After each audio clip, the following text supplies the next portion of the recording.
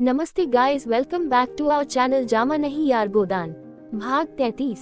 Doctor Mehta परीक्षक में परीक्षार्थी हो गए हैं। मालती से दूर दूर रहकर उन्हें ऐसी शंका होने लगी है कि उसे खो न बैठे। कई महीनों ने मालती उनके पास न आई थी और जब वह विकल होकर उसके घर गए तो मुलाकात न हुई। जिन दिनों रुद्रपाल और सरोज का प्रेमकांड चलता रहा तब तो मालती उनकी सलाह लेने प्रायः 1-2 बार रोज आती थी, पर जब से दोनों इंग्लैंड बने गए थे उसका आना जाना बंद हो गया था। घर पर भी वह मुश्किल से मिलती। ऐसा मालूम होता था जैसे वह उनसे बचती है, जैसे बलपूर्वक अपने मन को उनकी ओर से हटा लेना चाहती है। जिस पुस्तक में वह इन दिनों लगे हुए थे वह आगे बढ़ने से इनकार कर रही थी, जैसे उनका मनोयोग लुप्त हो गया हो। गृह प्रबंध में तो वह कभी बहुत कुशल न थे। सब मिलाकर 1000 रुपए से अधिक महीने में कमा लेते थे, मगर बचत एक ढेले की भी न होती थी। रोटी दाल खाने के सिवा और उनके हाथ कुछ न था। तकल्लुफ अगर कुछ था तो वह उनकी कार थी, जिसे वह खुद ड्राइव करते थे। कुछ रुपए किताबों में उड़ जाते थे, कुछ चंदों में, बुद्ध गरीब छात्रों की परवरिश में और अपने बाग की सजावट में, जिससे उन्हें इश्क सा था। तरह तरह के पौधों और वनस्पतियों विदेशों से महंगे दामों में मंगाना और उनको पालना, यही उनका मानसिक चतुरापन था, या इसे दिमागी अय्याशी कहें। मगर इधर कई महीनों से उस बगीचे की ओर से भी वह कुछ विरक्त में हो रहे थे और घर का इंतजाम और भी बदतर हो गया था। खाते 2 फुलके और वर्ष हो जाते 100 से ऊपर। अचकन पुरानी हो गई थी, मगर इसी पर उन्होंने कड़ाके का जाड़ा काट दिया। नई अचकन सिलवाने की तौफीक न हुई। कभी कभी बिना पी की दाल खाकर उठना पड़ता। कभी का कनस्तर मंगाया था, इसकी उन्हें याद ही न थी, और महाराज से पूछे भी तो कैसे। ये समझेगा नहीं कि उस पर अविश्वास किया जा रहा है। आखिर एक दिन जब 3 निराशाओं के बाद चौथी बार मालती से मुलाकात हुई और उसने इनकी यह हालत देखी तो उससे न रहा गया। बोली, तुम क्या अब की जाड़ा यूं ही काट दोगे? यह अचकन पहनते तुम्हें शर्म नहीं आती? मालती उनकी पजी न होकर भी उनके इतने समीप थी कि यह प्रश्न उसने उसी सहज भाव से किया जैसे अपने किसी आत्मीय से करती। मेहता ने बिना झेपे हुए कहा, क्या करूं मालती, पैसा तो बचता ही नहीं। मालती को अचरज हुआ, तुम 1000 से ज्यादा कमाते हो और तुम्हारे पास अपने कपड़े बनवाने की भी पैसे नहीं। मेरी आमदनी कभी 400 से ज्यादा न थी, लेकिन मैं उसी में मारी गृहस्थी चलाती हूँ और बचा लेती हूँ। आखिर तुम क्या करते हो? मैं एक पैसा भी फालतू नहीं खर्च करता। मुझे कोई ऐसा शौक भी नहीं है। अच्छा, मुझसे रुपए ले जाओ और एक जोड़ी अचकन बनवा लो। मेहता ने लज्जित होकर कहा, अब की बनवा लूंगा। सच कहता हूँ, अब आप यहाँ आए तो आदमी बन कर आए। ये तो बड़ी कड़ी शर्त है। कहीं सही, तुम जैसों के साथ बिना कड़ाई किए काम नहीं चलता। मगर वहाँ तो संदूक खाली था और किसी दुकान पर बे पैसे जाने का साहस न पड़ता था। मानती के घर जाए तो कौन मुंह लेकर, दिल में तड़प तड़प कर रह जाते थे। एक दिन नई विपत्ति आ पड़ी। इधर कई महीने से मकान का किराया नहीं दिया था। 75 रुपए माहवार बहते जाते थे। मकानदार ने जब बहुत तकाजे करने पर भी रुपए वसूल न कर पाए तो नोटिस दे दी, मगर नोटिस रुपए गिरने का कोई जंतर तो है नहीं। नोटिस की तारीख निकल गई और रुपए न पहुँचे। तब मकानदार ने मजबूर होकर नालिश कर दी। वह जानता था मेहता जी बड़े सज्जन और परोपकारी पुरुष हैं, लेकिन इसमें ज्यादा भलमनसी वह क्या करता कि 6 महीने मंत्र किए बैठा रहा। मेहता ने किसी तरह की पैरवी न की। एक तरफा डिग्री हो गई। मकानदार ने तुरंत डिग्री जारी कराई और कुरकमीन मेहता साहब के पास पूर्व सूचना देने आया, क्योंकि उसका लड़का यूनिवर्सिटी में पढ़ता था और उसे मेहता कुछ वजीफा भी देते थे। सहयोग से उस वक्त मानती भी बैठी थी। बोली, कैसी कुर्की है, किस बात की? अमीन ने कहा, वही किराए की डिग्री जो हुई थी। मैंने कहा, हुजूर को इत्तला दे दूं। 400-500 का मामला है, कौन सी बड़ी रकम है। 10 दिन में भी रुपए दे दीजिए तो कोई हर्ज नहीं। मैं महाजन को 10 दिन तक उलझाए रहूंगा। जब अमीन चला गया तो मालती ने तिरस्कार भरे स्वर में पूछा, आज यहाँ तक नौचत पहुँच गई। मुझे आश्चर्य होता है कि तुम इतने मोटे मोटे ग्रंथ कैसे लिखते हो। मकान का किराया 6 महीने से बाकी पड़ा है और तुम्हें खबर नहीं। मेहता लज्जा से सिर झुकाकर बोले, खबर क्यों नहीं है, लेकिन रुपए बचते ही नहीं। मैं एक पैसा भी व्यर्थ नहीं खर्च करता। कोई हिसाब किताब भी लिखते हो, हिसाब क्यों नहीं रखता? जो कुछ पाता हूँ वह सब दर्ज करता जाता है, नहीं इनकम टैक्स वाले जिंदा न छोड़ें। और जो कुछ खर्च करते हो वह, उसका तो कोई हिसाब नहीं रखता। क्यों, कौन लिखे? बोझ सा लगता है। और यह पौधे कैगे लिख डालते हो, उसमें तो विशेष कुछ नहीं करना पड़ता। कलम लेकर बैठ जाता है। हर वक्त खर्च का खाता तो खोल कर नहीं बैठता। तो रुपए कैसे अदा करोगे? किसी से कर्ज ले लूंगा। तुम्हारे पास हो तो दे दो, मैं तो एक शर्त पर दे सकती है, तुम्हारी आमदनी सब मेरे हाथों में आए और खर्च भी मेरे हाथों से हो। मेहता प्रसन्न होकर बोले, वाह, अगर यह भार ले लो तो क्या कहना, मूसलो डोल बजाऊं। मालती ने डिग्री के रुपए चुका दिए और दूसरे ही दिन मेहता को वह बंगला खाली करने पर मजबूर किया।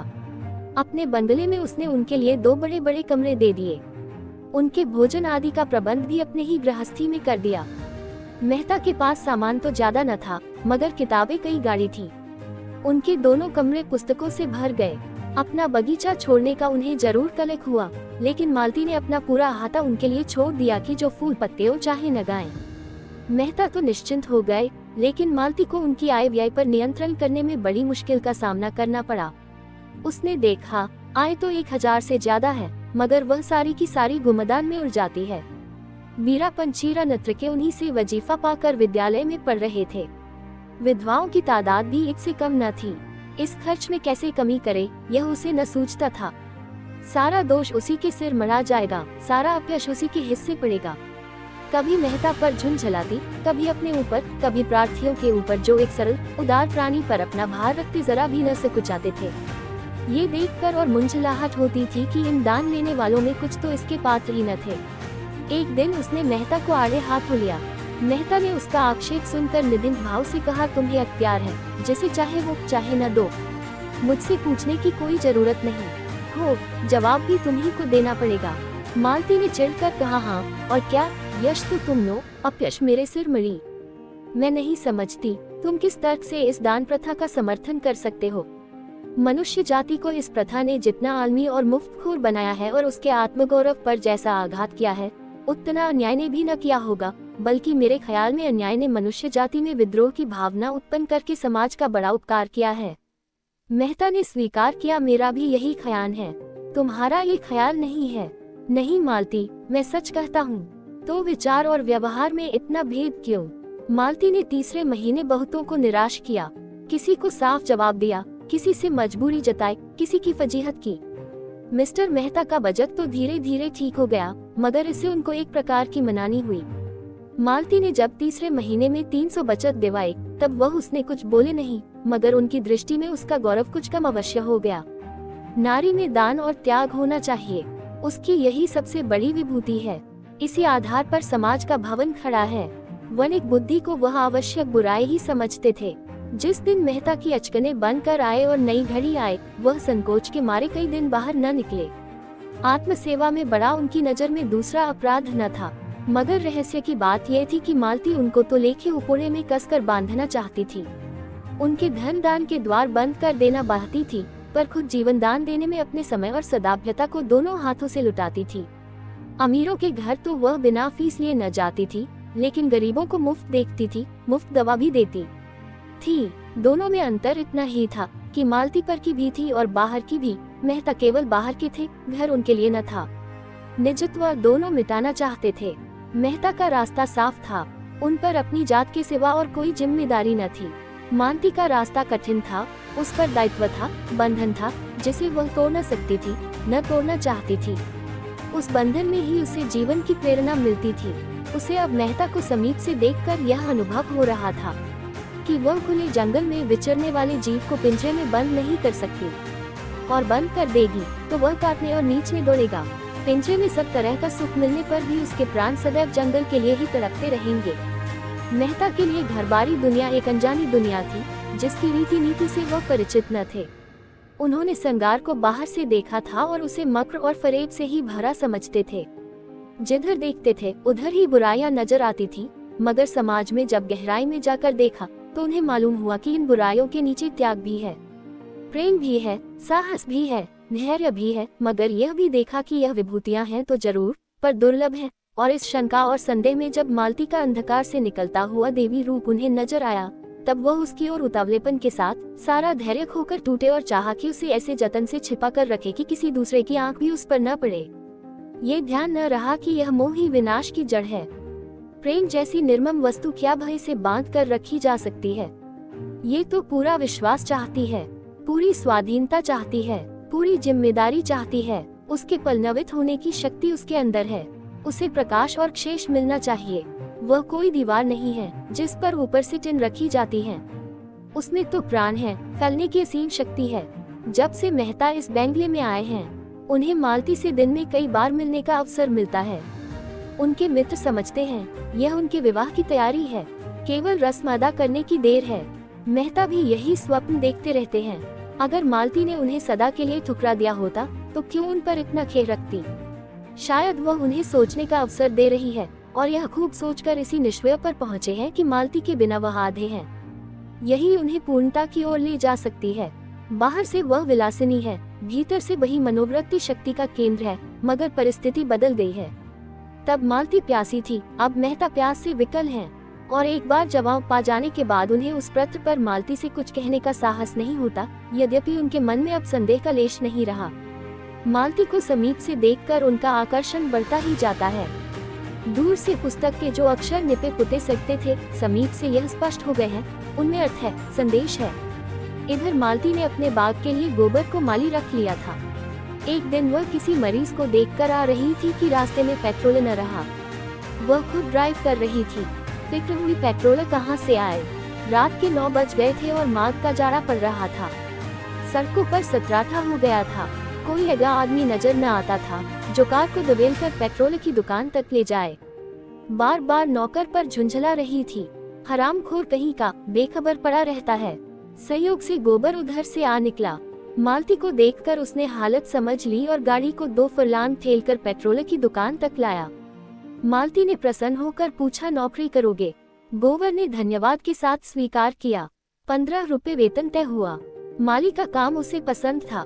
यही काम उसने किया था और उसमें मंजा हुआ था। मिल की मजदूरी में वेतन ज्यादा मिलता था, पर उस काम से उसे उलझन होती थी।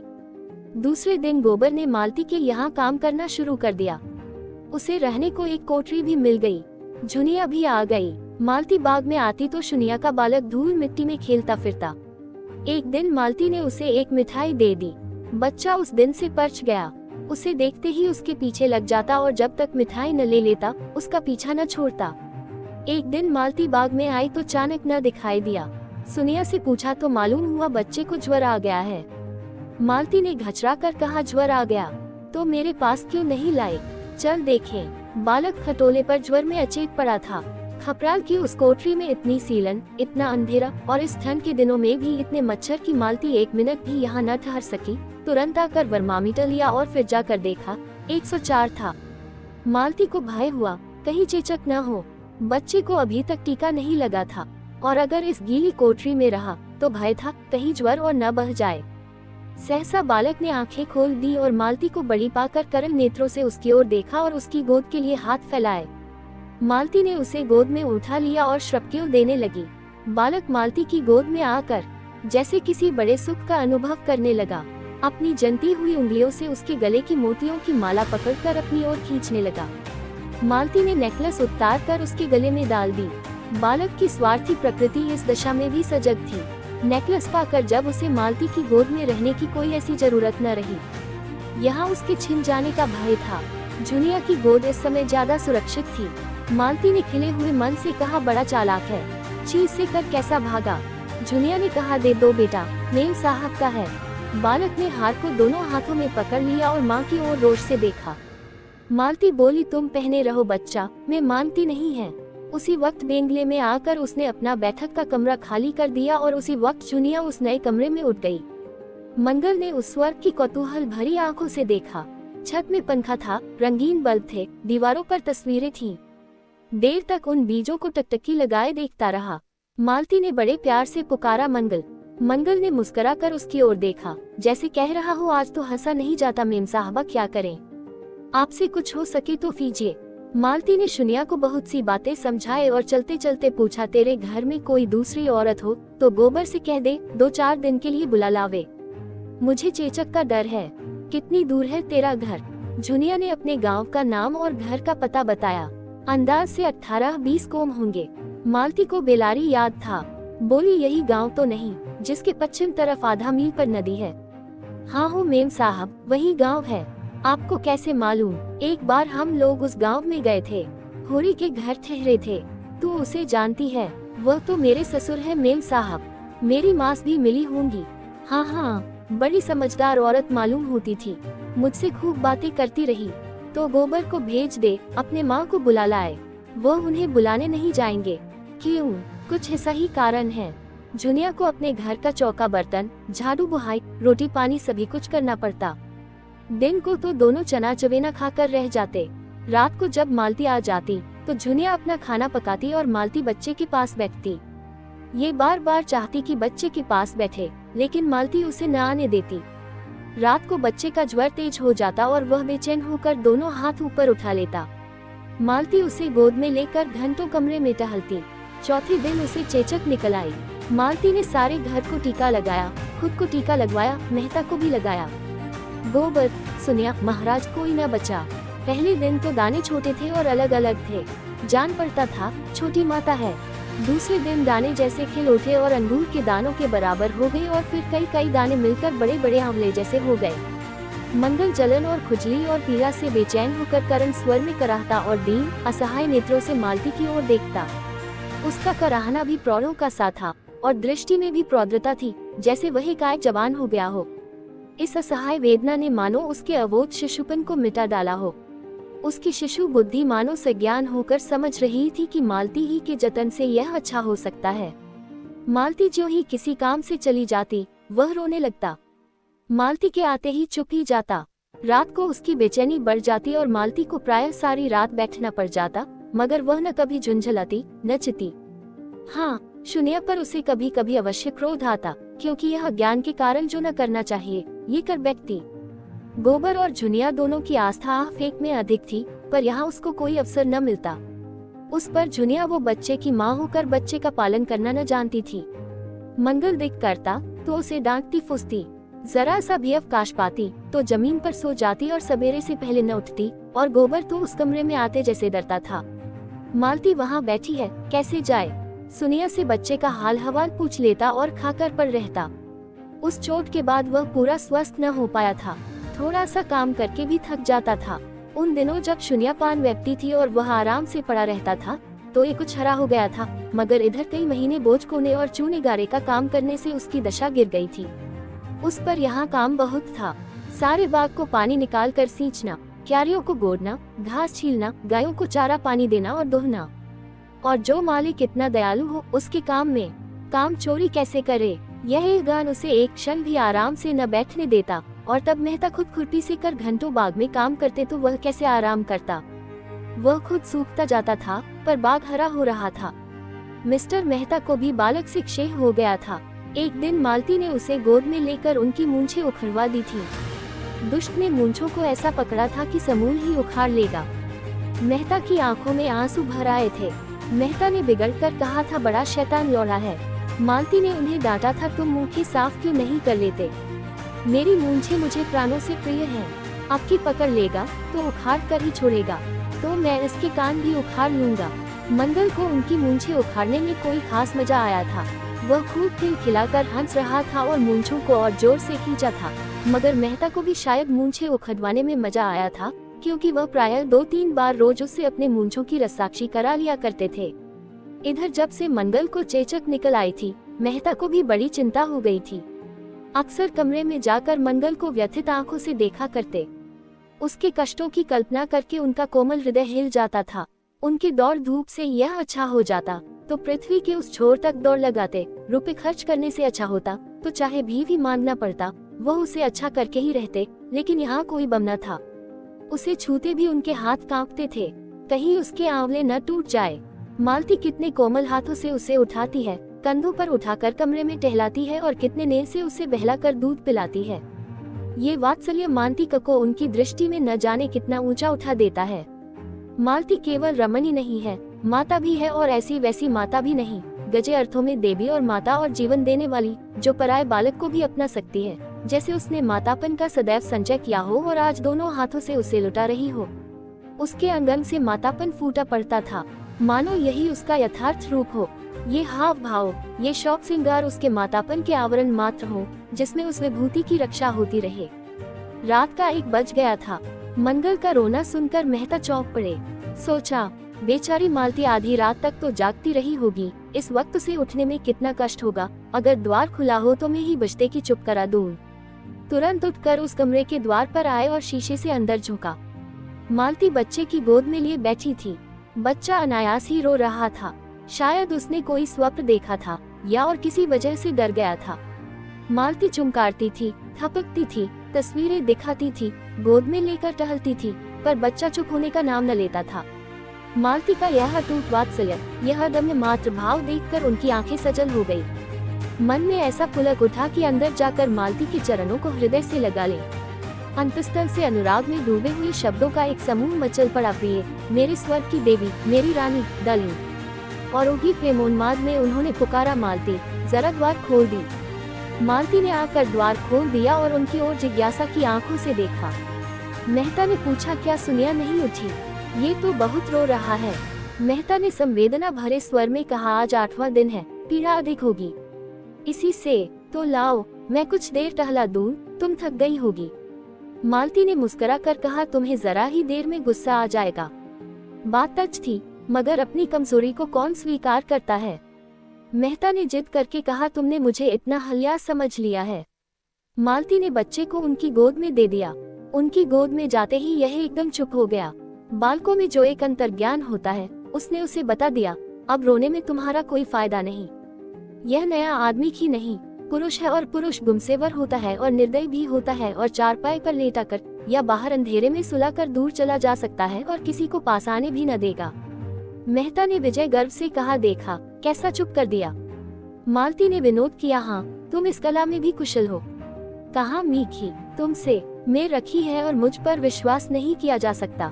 मेहता ने लज्जित होकर कहा, मालती मैं तुमसे हाथ जोड़कर कहता हूँ, मेरे उन शब्दों को भूल जाओ।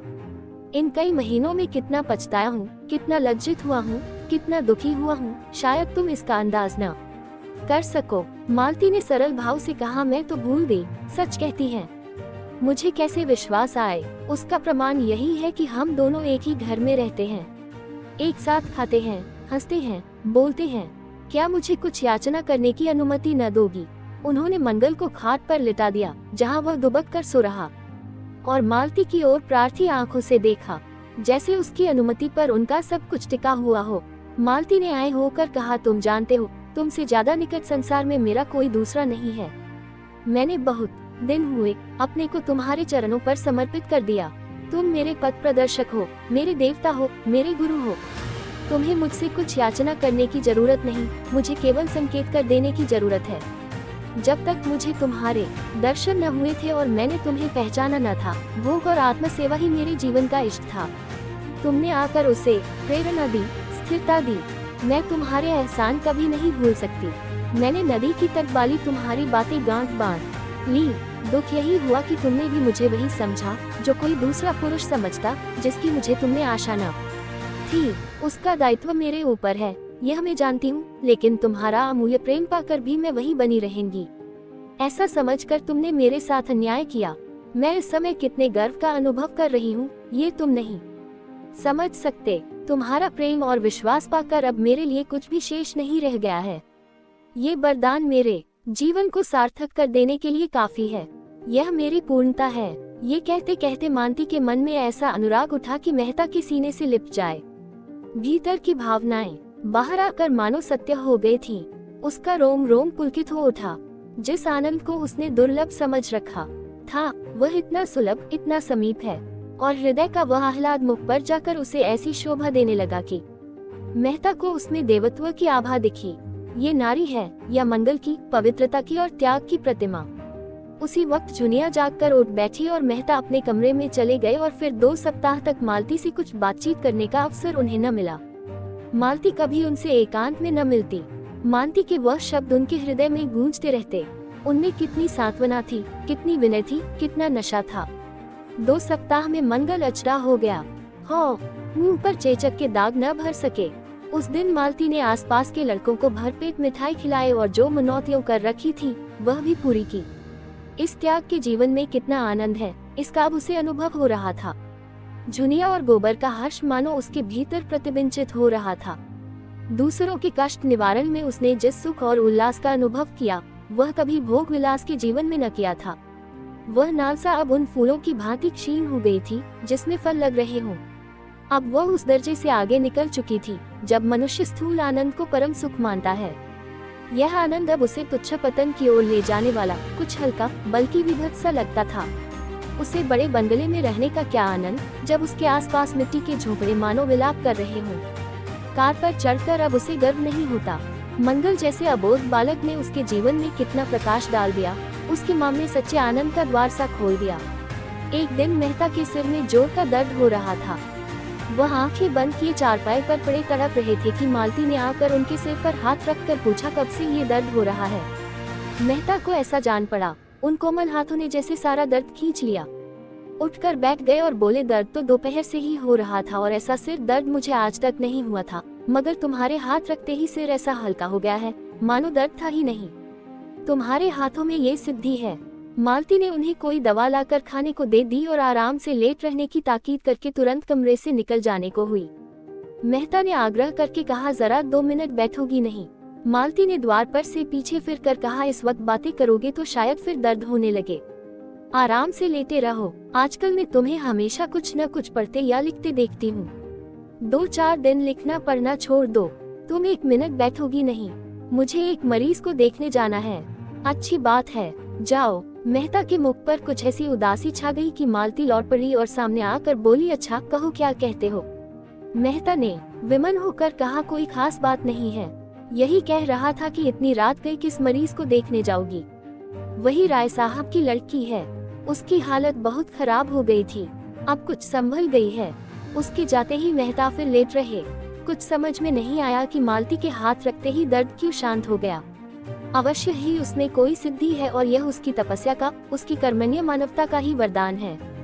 मालती नारीत्व के उस ऊंचे आदर्श पर पहुंच गई थी जहां वह प्रकाश के एक नक्षत्र सी नजर आती थी। अब वह प्रेम की वस्तु नहीं, श्रद्धा की वस्तु थी। अब वह दुर्लभ हो गई थी और दुर्लभता मनस्वी आत्माओं के लिए उद्योग का मंत्र है। मेहता प्रेम में जिस सुख की कल्पना कर रहे थे, उसे श्रद्धा ने और भी गहरा और भी स्फूर्तिया बना दिया। प्रेम में कुछ मान भी होता है, कुछ ममत्व भी। श्रद्धा तो अपने को मिटा डालती है और अपने मिट जाने को ही अपना इष्ट बना लेती है। प्रेम अधिकार करना चाहता है, जो कुछ देता है उसके बदले में कुछ बाहता भी है। श्रद्धा का चरम आनंद अपना समर्पण है, जिसमें अहम्मन्यता का ध्वंस हो जाता है। मेहता का बृहद ग्रंथ समाप्त हो गया था, जिसे वह 3 साल से लिख रहे थे और जिसमें उन्होंने संसार के सभी दर्शन तत्वों का समन्वय किया था। ये ग्रंथ उन्होंने मालती को समर्पित किया और जिस दिन उसकी प्रतियां इंग्लैंड से आए और उन्होंने एक प्रति मालती को भेंट की, वह उसे अपने नाम से समर्पित देखकर विस्मित भी हुई और दुखी भी। उसने कहा, ये तुमने क्या किया, मैं तो अपने को इस योग्य नहीं समझती। मेहता ने गर्व के साथ कहा, लेकिन मैं तो समझता हूँ, ये तो कोई चीज नहीं। मेरे तो अगर 100 प्राण होते तो वह तुम्हारे चरणों में न्योछावर कर देता। मुझ पर, जिसने स्वार्थ सेवा के सिवा कुछ जाना ही नहीं, तुम्हारे त्याग का टुकड़ा भी मैं पा जाता तो अपने को धन्य समझता। तुम देवी हो, पत्थर की, इतना और क्यों नहीं कहते। त्याग की, मंगल की, पवित्रता की, तब तुमने मुझे खूब समझा। मैं और त्याग, मैं तुमसे सच कहती हूँ, सेवा या त्याग का भाव कभी मेरे मन में नहीं आया। जो कुछ करती हूँ, प्रत्यक्ष या अप्रत्यक्ष स्वार्थ के लिए करती हूँ। मैं गाती इसलिए नहीं कि त्याग करती हूँ या अपने गीतों से दुखी आत्माओं को सांत्वना देती है, बल्कि केवल इसलिए कि उससे मेरा मन प्रसन्न होता है। इसी तरह दया वाय भी गरीबों को दे देती हूँ, केवल अपने मन को प्रसन्न करने के लिए। शायद मन का अहंकार इसमें सुख मानता है। तुम मुझे व्यामग्वाल देवी बनाए डालते हो। अब तो इतनी कसर रह गई है कि धूप दीप लेकर मेरी पूजा करो। मेहता ने कातर स्वर में कहा, वह तो मैं बरसों से कर रहा है मालती, और उस वक्त तक करता जाऊंगा जब तक वरदान न मिलेगा। मालती ने चुटकी ली तो वरदान पा जाने के बाद शायद देवी को मंदिर से निकाल फेंकी। मेहता संभल कर चोले, तज तो मेरी अलग सत्ता ही न रहेगी, उपासक उपास्य में लय हो जाएगा। मालती ने गंभीर होकर कहा, नहीं मेहता, मैं महीनों से इस प्रश्न पर विचार कर रही हूँ और अंत में मैंने ये तय किया है कि मिश्र बनकर रहना स्त्री पुरुष बनकर रहने से कहीं सुमुखकर है। तुम मुझसे प्रेम करते हो, मुझ पर विश्वास करते हो और मुझे भरोसा है कि आज अवसर आ पड़े तो तुम मेरी रक्षा प्राणों से करोगे। तुम में मैंने अपना पथ प्रदर्शक ही नहीं, अपना रक्षक भी पाया है। मैं भी तुमसे प्रेम करती हूँ, तुम पर विश्वास करती हूँ और तुम्हारे लिए कोई ऐसा त्याग नहीं है जो मैं न कर सके। और परमात्मा से मेरी यही विनय है कि वह जीवन पर्यंत मुझे इसी मार्ग पर दूर रखे। हमारी पूर्णता के लिए हमारी आत्मा के विकास के लिए और क्या चाहिए? अपनी छोटी सी गृहस्थी बनाकर, हमारी आत्माओं को छोटे से पिंजरे में बंद करके, अपने दुख सुख को अपने ही तक रखकर क्या हम असीम के निकट पहुंच सकते हैं? वह तो हमारे मार्ग में बाधा ही डालेगा। कुछ वेले प्राणी ऐसे भी हैं जो पैरों में बेड़ियों डालकर भी विकास के पथ पर चल सकते हैं और चल रहे हैं। ये भी जानती हूँ कि पूर्णता के लिए पारिवारिक प्रेम और त्याग और बलिदान का बहुत बड़ा महत्व है, लेकिन मैं अपनी आत्मा को उतना दूर नहीं पाती। जब तक ममत्व नहीं है, अपनापन नहीं है, तब तक जीवन का मोह नहीं है, स्वार्थ का जोर नहीं है। जिस दिन मन में मोह आसक्त हुआ और हम बंधन में पड़े, उस क्षण हमारा मानवता का क्षेत्र सिकुड़ जाएगा। नई नई जिम्मेदारियां आ जाएंगी और हमारी सारी शक्ति उन्हीं को पूरा करने में लगने लगेंगी। तुम्हारे जैसे विचारवान, प्रतिभाशाली मनुष्य की आत्मा को मैं इस कारागार में बंद नहीं करना चाहती। अभी तक तुम्हारा जीवन यज्ञ था, जिसमें स्वार्थ के लिए बहुत थोड़ा स्थान था। मैं उसको नीचे की ओर न ले जाऊंगी। संसार को तुम जैसे साधकों की जरूरत है, जो अपनेपन को इतना फैला दे कि सारा संसार अपना हो जाए। संसार में अन्याय की, आतंक की, भय की दुहाई मची हुई है। अंधविश्वास का, कपट धर्म का, स्वार्थ का प्रकोष्ठ छाया हुआ है। तुमने वह आर्त पुकार सुनी है। तुम भी न सुनोगे तो सुनने वाले कहां से आएंगे? और असत्य प्राणियों की तरह तुम भी उनकी ओर से अपने कान नहीं बंद कर सकते। तुम्हें वह जीवन भार हो जाएगा। अपनी विद्या और बुद्धि को, अपनी जागी हुई मानवता को और भी उत्साह और जोर के साथ उसी रास्ते पर ले जाओ। मैं भी तुम्हारे पीछे पीछे चलूंगी। अपने जीवन के साथ मेरा जीवन भी सार्थक कर दी। मेरा तुमसे यही आग्रह है। अगर तुम्हारा मन सांसारिकता की ओर लपकता है, तब भी मैं अपना काबू चलते तुम्हें उधर से हटाऊंगी। और ईश्वर न करे कि मैं असफल हो जाऊं, लेकिन तब मैं तुम्हारा साथ 2 बूंद आंसू गिराकर छोड़ दूंगी और कह नहीं सकती मेरा क्या अंत होगा, किस घाट लगूंगी। पर चाहे वह कोई पाठ हो, इस बंधन का पाठ न होगा। बोली, मुझे क्या आदेश देते हो? मेहता सिर झुकाए सुनते रहे। एक एक शब्द मानो उनके भीतर की आंखें इस तरह खोले देता था जैसी अब तक कभी न खुली थी। वह भावनाएं जो अब तक उनके सामने स्वप्नियों की तरह आई थी, अब जीवन सत्य बनकर स्पंदित हो गई थी। यह अपने रोम रोम में प्रकाश और उत्कर्ष का अनुभव कर रहे थे। जीवन के महान संकल्पों के सम्मुख हमारा बालपन हमारी आंखों में फिर जाता है। मेहता की आंखों में मधुर बाल स्मृतियों सजिया हो उठी, जब यह अपने विधवा माता की गोद में बैठकर महान सुख का अनुभव किया करते थे। कहाँ है यह माता? आए और देखे अपने बालक की इस सुकीर्ति को। मुझे आशीर्वाद दो। तुम्हारा वह जिद्दी बालक आज एक नया जन्म ले रहा है। उन्होंने मालती के चरण दोनों हाथों से पकड़ लिए और कोपते हुए स्वर में बोले, तुम्हारा आदेश स्वीकार है मालती। और दोनों एकांत होकर प्रगाढ़ आलिंगन में बंध गए। दोनों की आंखों से आंसुओं की धारा बह रही थी। आपका धन्यवाद। सुनने के लिए अच्छा लगा तो सब्सक्राइब कर देना।